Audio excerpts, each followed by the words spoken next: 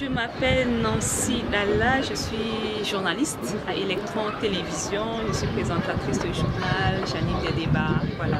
À l'occasion justement de la Journée internationale de la femme, et au Tchad on consacre carrément une semaine, c'est la Semaine nationale de la femme tchadienne, une semaine qui nous permet de réfléchir sur les avancées et voir quels sont les défis à relever.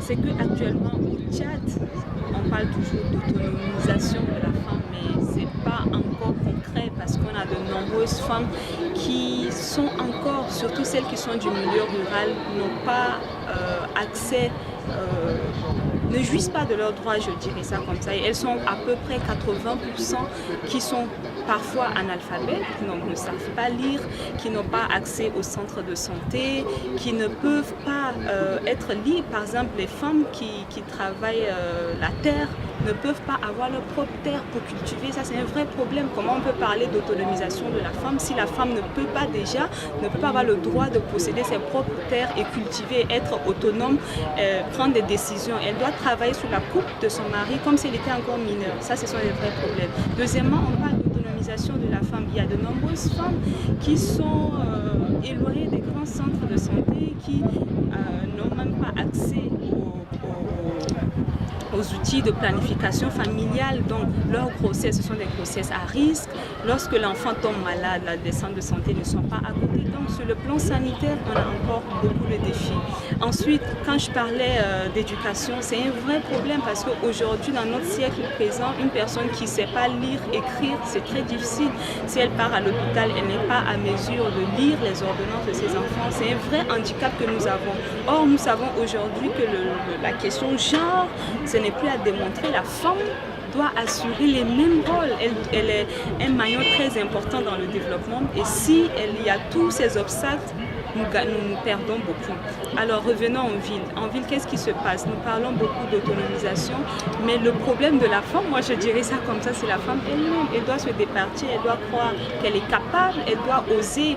Parce que les femmes, je vais le dire comme ça, peut-être nous ne lisons pas assez, nous ne sommes pas très curieuses, nous n'avons pas parfois beaucoup d'ambition.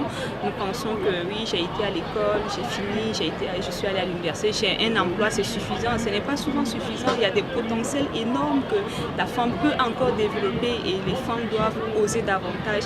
Donc voici un peu certains obstacles à l'épanouissement de la femme. Voilà.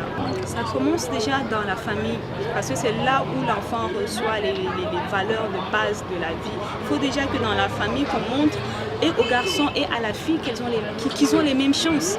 Parce que si l'enfant a le droit, lorsqu'il revient de l'école, de pouvoir se consacrer, étudier, de s'organiser, il faut que la fille ait également les mêmes tâches. Qu'on ne dise pas que la fille, c'est plus des tâches ménagères et le garçon, non.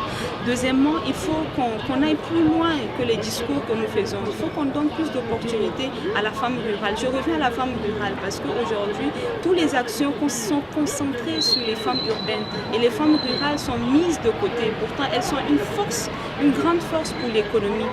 C'est elles qui assurent les productions agricoles. Donc il faut qu'on mise sur la femme rurale, il faut développer des programmes d'alphabétisation, il faut créer plus de centres, il faut leur donner des outils parce que ce sont des grands entrepreneurs. J'étais par exemple dans certaines régions du Tchad, on se rend compte qu'il y a des femmes qui ont des ambitions, elles ont des projets mais elles ont besoin d'appui. Donc en leur donnant quelques notions d'alphabétisation, en les aidant à mieux organiser les idées qu'elles ont, elles pourront contribuer au développement.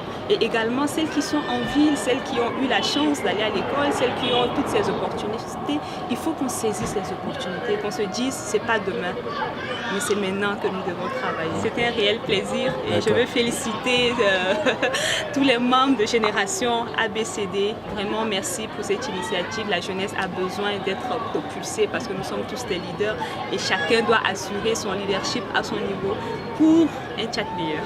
Merci.